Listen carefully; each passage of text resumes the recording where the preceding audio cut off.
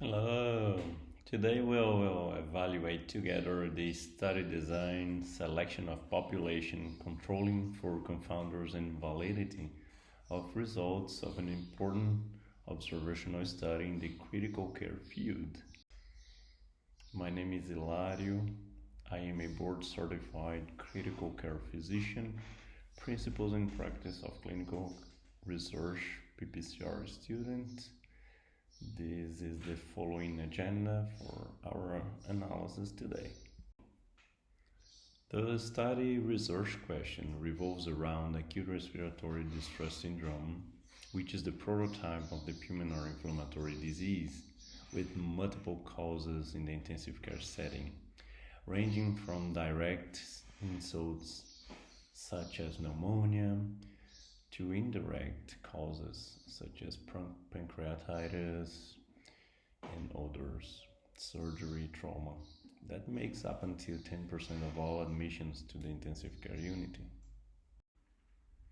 It is not always ethically feasible or actually possible to carry out a randomized clinical trial in order to answer a study question.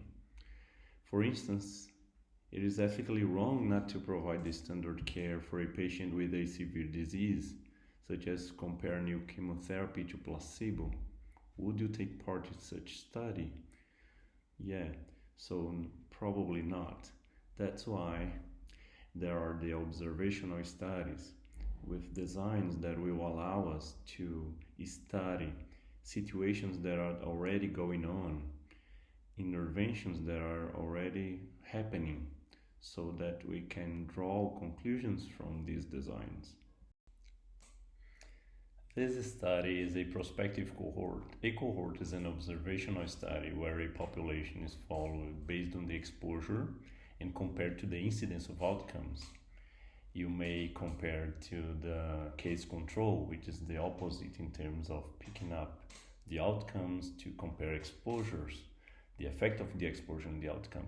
In the cohort studies, you will select the population by the exposure and wait for the time to act in order to see the outcome. That can be made in a retrospectively or prospective fashion. In the case of a retrospective cohort, everything already happened. However, the same way you will start selecting by the exposure and then analyze what happened throughout the time. In a prospective cohort, on the other hand, you will choose the patients according to the exposure. You will set up the comparison group, the control group, and will follow across time. It's more time consuming and more expensive. It takes years, maybe in some cases, so you'll actually have to consider to take into account the costs. A cohort is a study design that allows the time to act, and for that matter, it allows us to calculate the incidence of a disease. In order to achieve a representative sample of the target population, the authors enrolled patients under mechanical ventilation from 50 countries in a way that each intensive care unit was considered a different center. Each study will have particularities regarding its feasibility and recruitability. Let's think in terms of intensive care setting, which the population is often homogeneous, that is, adults with a severe condition and organ failure. Usually it can be both. Let's think about acute respiratory distress syndrome, and so usually we need adults on mechanical ventilation, and that's it. Including different centers was a good strategy for this study to increase the results generalizability.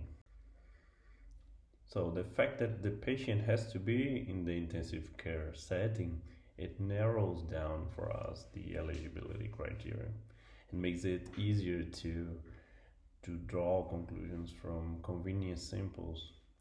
So it was recruited patients from 459 ICUs from 50 countries across 5 continents. That sounds good for generalizability. One of the features of experimental studies, such as randomized controlled trials, are that they are randomized.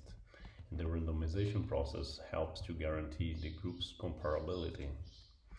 On the other hand, observational studies cannot be randomized, for they involve no intervention. In order to make the groups comparable in observational studies, researchers control for confounders. Alright? Confounders are features that are related to both dependent and independent variables. That is, they influence the outcome. For example, age and severity of the disease. For many outcomes, the severity of the disease may accelerate the outcome to happen, right? It may bring it up quicker. So the confounders should be identified, and also they should be accounted for the probability of happening.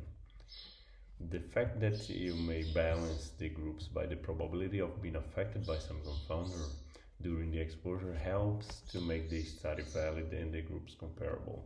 One example of such process is the propensity scores, where the confounders are divided into the probability of happening.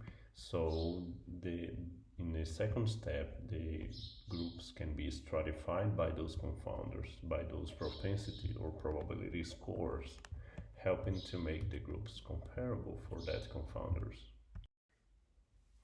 And the authors did an extensive controlling for confounders, which are organized in the supplement material of the article, and they are identified in the supplement as e-tables 6, 7, 8, 9, and 10. In each one, they do the multivariate analysis of factors related to the variables: higher tidal volume, measurement of plateau pressure, higher P, prone positioning, and neuromuscular blockade. For example, in the higher P table, it was identified a difference of 0.72 centimeters of water in case the clinician recognized the condition of the patient. So when the clinician recognized earlier the acute respiratory distress syndrome, they tended to apply a higher PEEP. As you can see so far, it's a very organized and comprehensive study where the authors accounted for confounders thoroughly, and also the missing data. I bring it to you the e-table 2, where you can see important variables are no missing at all, are not missing, and some other variables are missing, and you can interpret that based on the different routines of different intensive care units, that some might not register some information such as predicted body weight, or even register the daily SOFA score.